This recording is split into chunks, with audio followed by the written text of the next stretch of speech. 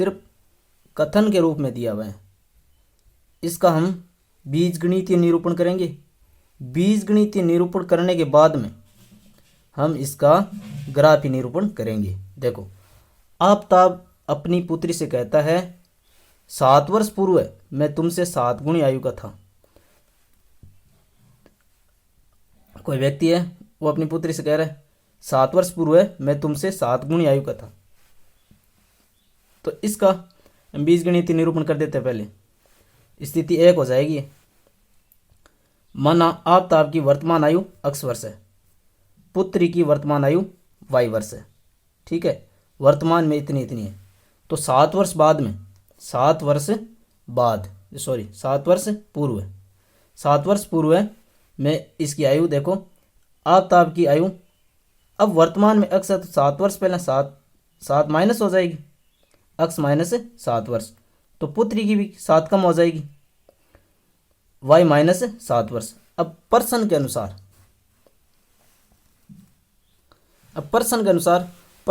प्रश्न में देखो बोल रखा है 7 वर्ष पूर्व मैं तुमसे 7 गुणी आयु का था। ये आफताब बोल रहे अपनी पुत्री से। तो आफताब की आयु x माइनस 7 बराबर हो जाएगी 7 गुणा पुत्री की आयु y माइनस 7। ठीक है, तो इसको हम खोल देते हैं। देखो, ये x माइनस 7 हो गया बराबर इसको 7 से गुणा, अंदर ब्रैकेट के अंदर गुणा करा दो, 7y माइनस 7×7 ठीक है। अब x माइनस चर को एक साइड कर दो और अचर को एक साइड कर दो। x माइनस 7y, ये 7y है, इधर आके माइनस का हो गया बराबर -49 ये था, और ये 7 है जो इधर आके प्लस का 7 हो गया। इसका सरल रूप x माइनस 7y बराबर माइनस का 42। इसको समीकरण नंबर 1 दे दो। ठीक है, चलो आगे बढ़ते हैं। आगे क्वेश्चन ही पढ़ लेते हैं। पहले स्थिति 1 तो कंप्लीट होगी। दूसरी स्थिति में अब से 3 वर्ष बाद मैं तुमसे केवल 3 गुणी आयु का रह जाऊंगा। आप तो अभी बोल रहे अपनी पुत्री से कि अब से 3 वर्ष बाद मैं तुमसे केवल 3 गुणी आयु का रह जाऊंगा। तो अब 3 वर्ष बाद की लेनी है। 3 वर्ष बाद आफताब की आयु वर्तमान में x थी, तो 3 वर्ष बाद हो जाएगी x प्लस 3 वर्ष, और पुत्री की हो जाएगी y प्लस 3 वर्ष। अब प्रश्न के अनुसार, क्यों प्रश्न के अनुसार है कि 3 वर्ष बाद आफताब की आयु है वो अपनी पुत्री की आयु का 3 गुणा हो जाएगी। ठीक है, तो आफताब की आयु x प्लस 3 वर्ष है। ठीक है, बराबर 3 गुणा y प्लस 3। तो इसको सरल कर दो, x प्लस 3 बराबर इसको अंदर गुणा करा दे, 3y प्लस 3 3 9। ये चर है, एक साइड में कर दो, x माइनस 3y बराबर 9 माइनस 3, ये प्लस का 3 इधर आके माइनस का हो गया। ये हो जाएगा x माइनस 3y और ये 6। अब इसको समीकरण नंबर दे दो आप 2। ठीक है, चलो आगे बढ़ते हैं। इसी प्रकार से अब हम ग्राफीय निरूपण करते हैं। अब समीकरण 1 और 2 को ले लेते हैं। देखो, समीकरण 1 से अब हमें सारणी बनानी। पहले समीकरण 1 और फिर समीकरण 2 से। तो समीकरण 1 से, समीकरण 1 की x माइनस 7y बराबर माइनस का 42। तो इसको हम देखो इस प्रकार से लिख लेना है। चाहो तो आप 7y को इधर ले जाओ और 42 को इधर लो, लेकिन सुविधा के लिए यहाँ पर 7y है वो इधर ले चलते हैं। x बराबर -42 प्लस 7y, इसको इस प्रकार से लिख लिया है। अब यहाँ पर y का मान रखते जाएंगे। अब यहाँ पर y का मान रखेंगे कैसे, ये वेरी इंपॉर्टेंट है। अब आप 7, ये y है, y के स्थान पर ऐसा मान रखना है कि ग्राफ में पैमाना हमें बड़ा ना लेना पड़े। ठीक है, सुविधा के लिए हम छोटे मान ही रखेंगे ताकि हमें कोई दिक्कत ना हो ग्राफ बनाने में। ग्राफ में ये वैल्यू है वो पॉइंटों में ना हो, दशमलव संख्या ना हो, और छोटी हो और पूर्णांक हो, बस इसी प्रकार से रखते जाना है। तो इसमें पहले y बराबर 5 रख लेते हैं। क्यों? यहाँ पर आपको अंदाज़ा लग जाना चाहिए कि 7 पंजा 35 होता है, तो ये माइनस का और ये प्लस का। ठीक है, तो देखो y बराबर 5 रख लेते हैं। तो यहाँ पर -42 प्लस 7 गुणा y की जगह 5 रख लिया, -42 प्लस 35। ठीक है, अब इसको सरल किया तो x का मान आया 7। चलो 7 तक गए, अभी माइनस में गए पर 7 तक ही है। अब एक मान y बराबर 6 रख लेते हैं। x बराबर -42 प्लस 7 गुणा y की जगह 6 रख देते हैं, तो -42 और 6 संतो 42, ये देखो 0 हो गया। x का मान भी छोटा है और y का मान भी छोटा ही रखा है हमने। फिर रख लेते हैं 7। y बराबर 7 रखने पर x बराबर -42 प्लस 7 गुणा y की जगह हमने 7 रख लिया, -42 प्लस 7 संता 49, इसको गुणा कर लिया।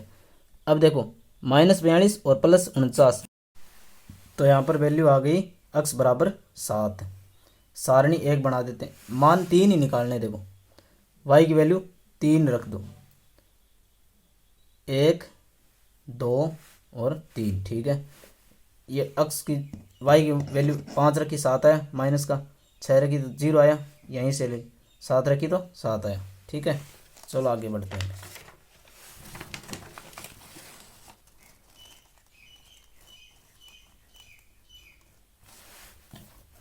समीकरण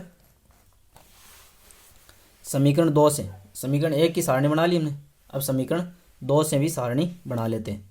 समीकरण 2 थी x माइनस 3y बराबर 6, तो x बराबर 6 प्लस 3y, यहाँ इधर एक साइड में y चर है, इसको ले आया।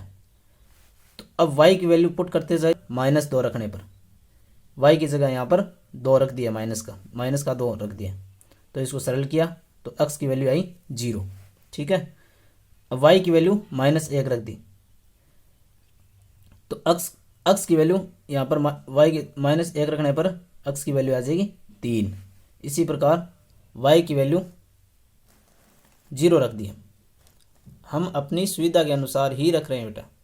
ठीक है, ऐसा नहीं है कि आप कुछ वैल्यू रखोगे तो आएगा नहीं, कोई सी रखो आ तो जाएगा ही, पर हम अपनी सुविधा के लिए मान है रख रहे हैं। ठीक है, y की वैल्यू 0 रखी तो x बराबर 6 प्लस 3 गुणा 0, तो ये सरल किया तो x की वैल्यू आई 6।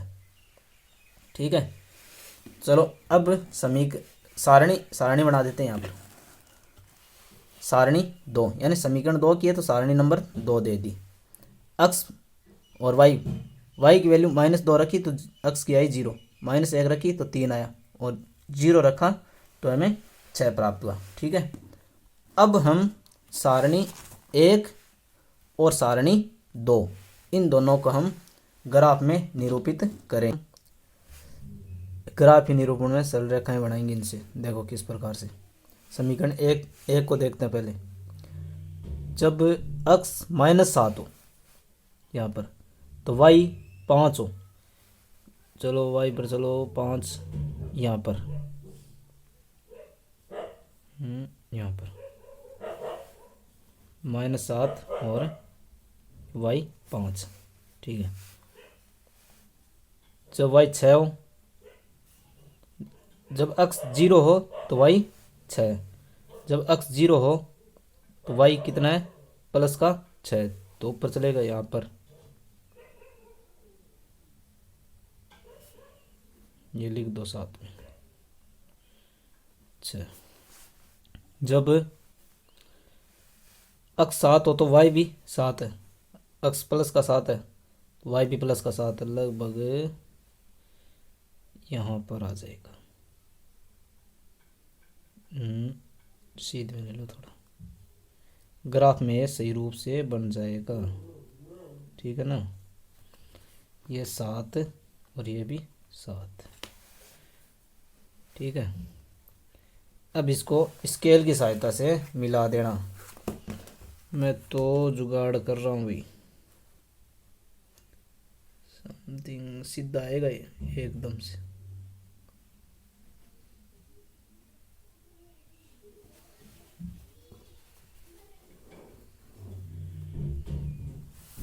ठीक है, ऊपर ये समीकरण लिख देना कौन सी थी। ठीक है, समीकरण एक से सरल रेखा प्राप्त हुई। ठीक है, वो समीकरण एक लिख देना। अब दूसरी सारणी दो से, सारणी दो में